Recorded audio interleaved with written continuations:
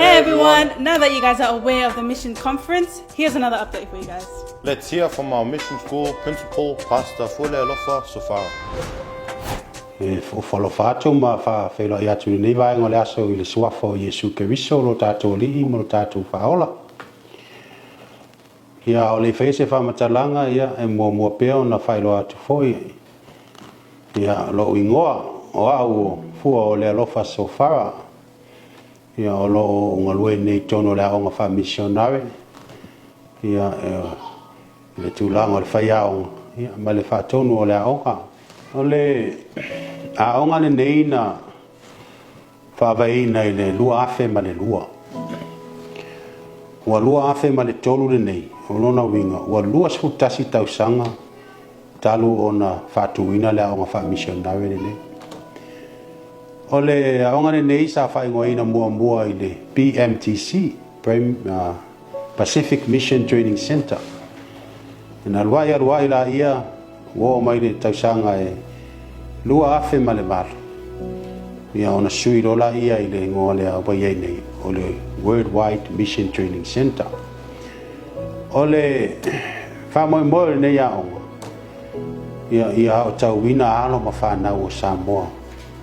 Mo le ngaluenga fa missionary. O le aonga fwere nei e le whapitoi le worship center. E te tala le awa noa so se ka le sima so se tangata. E lei fwoi se tausanga whatapula i le matua o le tangata e mawhaiona awai mai au tawina. Pau ale nei, ia iai le loto le tangata i le atua mai loa le tangata o le ona wala wina le mai le atua. Whai o ia ma missionary o le tala le lei alo tātua li whaola Yesu Keriso. O le whaalinga na whai loa i le sunga ia Miriamu mafoi o ia foi lea o le taitai fono le aonga i le amatanga. Ina ia tue whaamumu le ola wha missionary o tangata Samoa. Ia pe whaperetania whapea. To rekindle life mission of the Samoan people. Na whesiri leo Miriamu i le atua. Pe feona tue whamumu le ola wha missionary. How to rekindle life mission. Ia na whai loa le atua le sunga ia Miriamu mafoi le sunga le apostol. Ia whaisa o ngā wha missionary. O le anga wha missionary, e a o tau ina i alo ma whana walo tātou atu. E tue wha mumu ai, ia le soifua wha missionary o tangata Samoa. Na mata lana wawa ai mo totono Samoa mbau Pasifika, pētai. Ia ua wawa i atu, ua tele tangata ua ngai mai isi atu nu pe ona iei le amatanga. Ia e a o tau ina, ia na mafu ai ona tilo atu. Wale ngata le Pacific a wasui loa i le worldwide.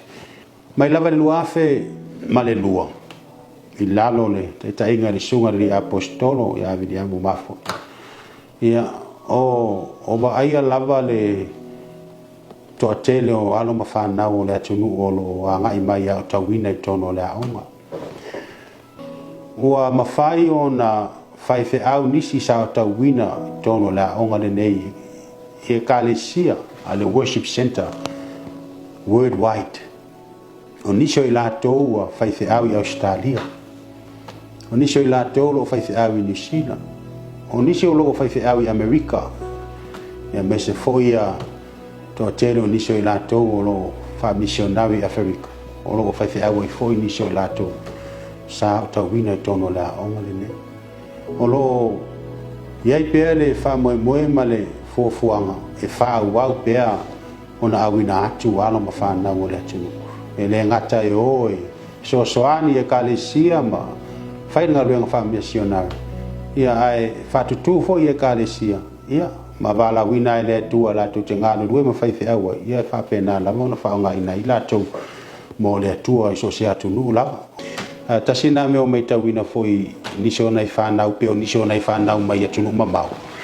O le mea whale o le ai o ni no fuanga le le no fo i nei o wale o tawina ni se o la to tal sanga mai ia ise meo se no fo tu ma ina im faina no fo le ai ma io na fu fuanga uma ia lawa uma na o ia ile va ia le komiti ma mo le anga ilu ia o le ki ia le tangata ia le loto tangata ile ia e whātau nu al poka langi me whina ngalo le atua mo ia e ale langona ia o le tatalo ai le li i so soani o le nganga pai ia mau e tangata le loto tele ia e whātau nu ai le wala aua le atua i lona fo i o langa ia ve whenea wanoa e wala ulia whalo ala tua i le pai e mal mamalo si o tātou atunu a me se foi lātou e ua lātou langona ina o lo iai le wala aua le atua i lo tau soifua e ala i alwenga wha missionary ia o leo le a whaia le tātou mission conference ia September